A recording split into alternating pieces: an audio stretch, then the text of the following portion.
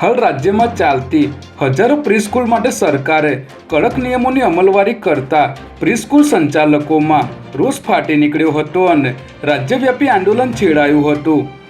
Preschool સંચાલકોની અનેક રજૂઆતો બાદ પણ સરકાર દ્વારા કોઈ ફેરફાર ન કરાતા સંચાલકોએ ફરીવાર ગાંધીનગરમાં સચિવાલય પહોંચી રજૂઆત કરવાની ચીમકી ઉચ્ચારી હતી. જોકે ગઈકાલે પ્રીસ્કૂલ સંચાલકો અને શિક્ષણ વિભાગના અધિકારીઓ વચ્ચે મળેલી બેઠકમાં મહત્વની 3 માંગણીનો મૌખિક સ્વીકાર કરવામાં આવ્યો છે. ફેરફાર કરાયેલા નિયમોની ટૂંક સમયમાં જ સત્તાવાર જાહેરાત કરવામાં આવશે. નરોડામાં રહેતા હિરેન પટેલ પર 6 મહિના પહેલા મુખ્ય આરોપી પંકજ પંચાલ સહિત 10 લોકોએ જીવલેણ હુમલો કરી તેની પર ગાડી ચડાવી દઈ હત્યાનો પ્રયાસ કર્યો હતો.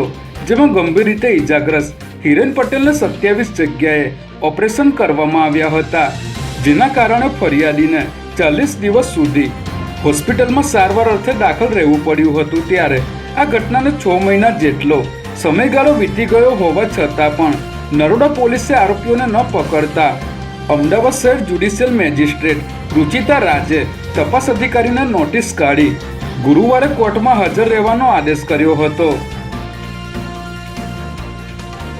અમદાવાદના એસજી હાઈવે પર પકવાન 4 રસ્તા નજીક આવેલ બેલાસેન બિસ્ટ્રો હોટલમાં જમવા ગયેલા ગ્રાહકને કડવો અનુભવ થયો હતો.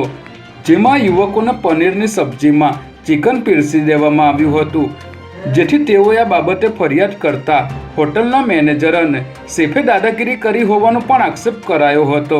જે બાદ ગ્રાહકને હોટલના કિચનમાં પ્રવેશ ન અપાતા ઉગ્ર બોલાચાલી થઈ હતી. આ મામલે ગ્રાહકે વસ્ત્રાપુર પોલીસ સ્ટેશનમાં અરજી આપી ફૂડ વિભાગમાં પણ ફરિયાદ નોંધાવવા તજવીજ શરૂ કરી હતી.